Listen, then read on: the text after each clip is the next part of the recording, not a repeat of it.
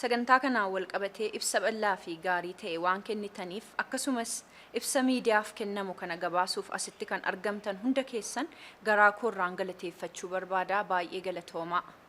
Milkaa'ina sagantaa kanaaf akkasumas fiilmiin kun akkasitti hojjetamee guyyaa kana ga'uu isaatiif namooti kallattii garaagaraan nuffii tokko malee ogummaa fi beekumsa keessaniin humna keessaniin hirmaattan hundumaanuu galatoomaa jechuun barbaada.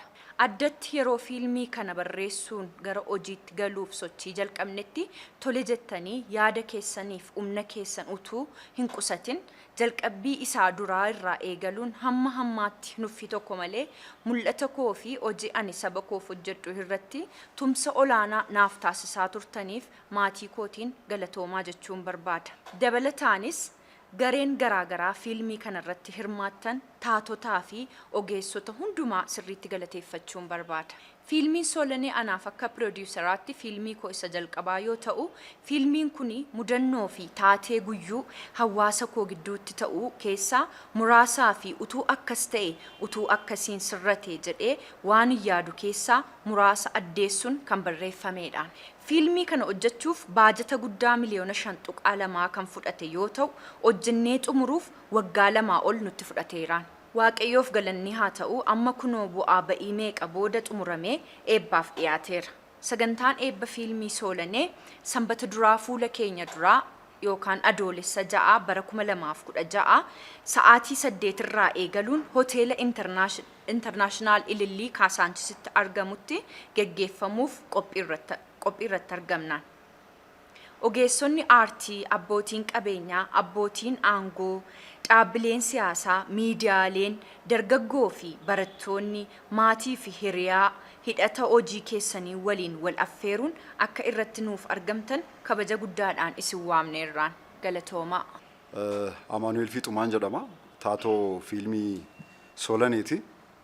Egaa kanatti aansuutiin haala taatummaa fi addummaa fiilmichaa wal qabateen isiniif dhiyeessa. Egaa haala shaakaliirraan isiniif eegala.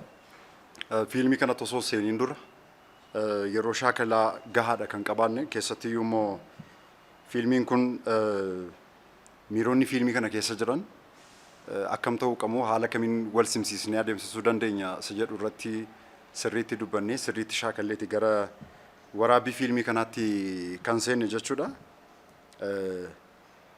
Akka carraa ta'e egaa fiilmiin kun sababoota adda ta'eetiin daayirektara lamaanii kan inni hojjetame. Yeroo shaakallii hamma mil'uuwwan yookiin siiniiwwan jalqabaa jiran muraasa irratti daayirektara kan biraa wajjin turre ergasii booda egaa xiqqoo ishee daayirektarii jijjiirameetu fiilmicha kan itti haala bareedaadhaan itti fufuu dandeenye. Kun egaa akka chaalenjiitti wantoota kaasnu keessaa isa tokkodha. Ta'us garuu sochii taasisneen haala bareedaa ta'eetiin fiilmii kana waraabnee fixuu dandeenyee jirra. Gara addummaa fiilmii kanaatti yommuu inni darbu fiilmii kana kan adda taasisu inni ijoon bilisummaa seenaa isaati. Seenaan isaa bilisummaa guddaa goonfatee kan barreeffamedha.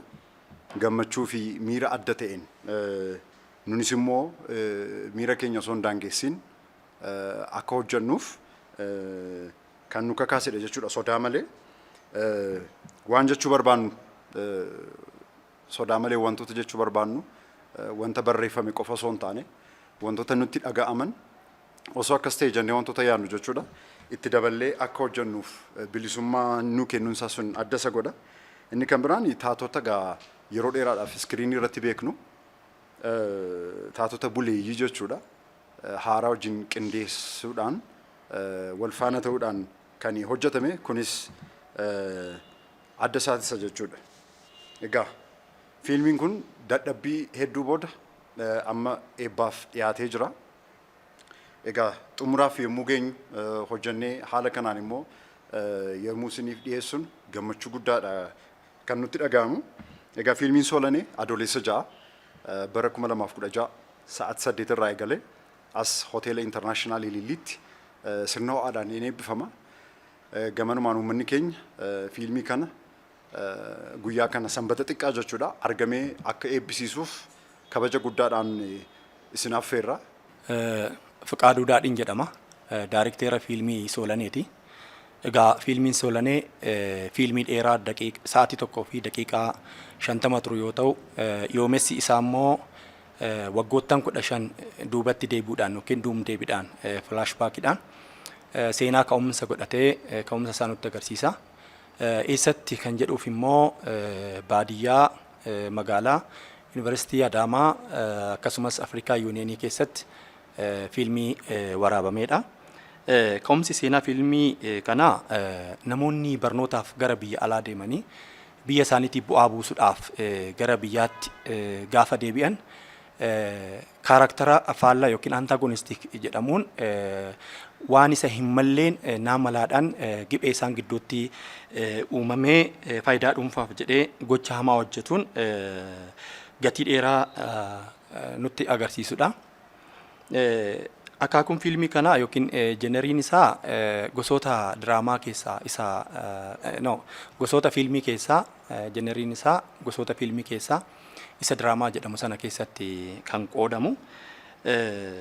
Qooddattoonni olaanoon waggaa 15 booda haqa maatii isaanii argachuu fi kaayyoo maatii isaanii galmaan ga'uuf yoo carraaqan mul'atu. Taatoon morkatoo fi faallaan isa antaagonistik kaaraakter jennu immoo miira ani sirriidha jedhuun hanga dhuma fiilmichaatti wal'aansoo wal qabee fiilmicha keessatti haga dhumaatti kan turudha. Shiirtoo yookiin isa piloot jennu egaa fiilmiin Soolanee keessatti shiirtoo yookiin isa piloot jennu ida'ama seenaatii fi gipheedha. Kanaaf haga danda'ameen ulaagaa kana mirkaneessuudhaaf walitti bu'iitii sana irratti hojjechuudhaaf physical characterization yookiin immoo taatoon sun qaaman taatoo bakka sana madaalu miirri sun irraa deemu akka ta'uuf physical characterization irratti hojjenneerra. Akkasumas amala taatotaa irratti amalli sun taatoo sanarraa akka deemuu fi seenaa sana haalaan bareechee akka itti fufuuf isa behavioral characterization jennuu fi haala jireenya hawaasaa fi walitti dhufeenya taatotaa irratti fiilmii xiyyeeffannaan hojjetamedha. Fiilmii kana keessatti gipheen isaa taatoon ofiin waliin godhutu jira. Taatoon ofii isaatiin yookiin immoo internal conflict isa jennu jira. External conflict taatoon walitti bu'iitii isa taasisu. Kun immoo fiilmiin Soolanee cinematic film akka jedhamuuf haga danda'ameen cinematic film jedhamuudhaaf diyaaloogii gadi hir'isuudhaaf gara parsantii 25tti gadi buusuudhaaf yaaliin taasifameera. Ergaan fiilmichaa akkuma falaasama sabichi durdurirraa kaa'ee lafa ol kaawwate sana haqu haqa shiroo shir jedhutu jira. Namni cubbuu hojjete namni haqa dabsee haga maatii torbaatti gatii kaffaluu akka danda'u ergaa of keessatti haammatudha. Haga dhala dhalaatti darbuudhaan fiilmicha keessatti yeroo gatii kaffalchiisu fiilmii kana keessatti ni daawwanna. Egaa fiilmii kana keessatti dhugaan takkittiidha, dhugaan lama hin jirtu yaada jedhu ergaa fiilmicha kana keessatti sirriitti kan daawwannu ta'a. Soolaniin hojii gamtaan hojjetamedha. An akka daarikteeratti kophaa koo waniin hojjedheen qabu.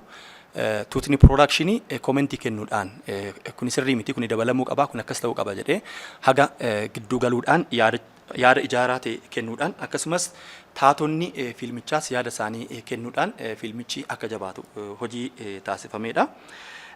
Egaa Soolaneen bartabheerraa kaasee namoonni gurguddoon ogbarruu Oromoo keessatti gulaaluudhaan gahee guddaa taphataniiru. Kanaan wal qabatee akka daarikteeratti hojiin suni salphaadhumatti akkanaa qajeeluuf karaa nu saaqeera jedheetinini.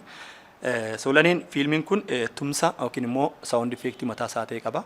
Saawundi tiraakii mataa isaa ta'e qaba. Akkasumas baakgiraawundi muuziqiin illee muuziqaan dudduuba deemullee hojjetameefiira.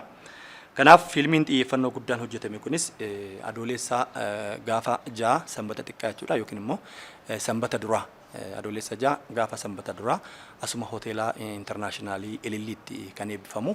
Kanaaf jaalattoonni aartii Oromoo ammummaarraa kaasuudhaan promooshinii nu hojjechuudhaan uummata bal'aa bira akka nu ga'uuf dhaamsa koo dhaamaa. tuuta piroodakshinii warreen hojii kana keessatti tumsa gootan hundumaa asuma achi galateeffachuun barbaada. Galatoomaa. Fiilmii Solanii jedhu kana. Fiilmii kana hojjechuudhaaf qarshii yookaan birrii miliyoona 5.2 miliyoona 5.2 kan ta'u irratti baasii gooteera.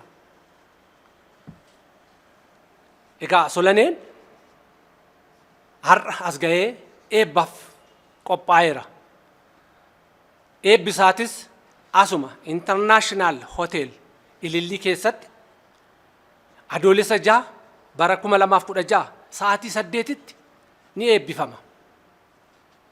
Jaalattoonni aartii Oromoo taatan akkasumas jaalattoonni aartistii teenya keeyeroon deeggartan hundumtuu sa'aatii kanatti hoteela guddaa kana keessatti dhuftanii akka itti hirmaattan siniin jennaa. Galatoomaa, horaa bulaa.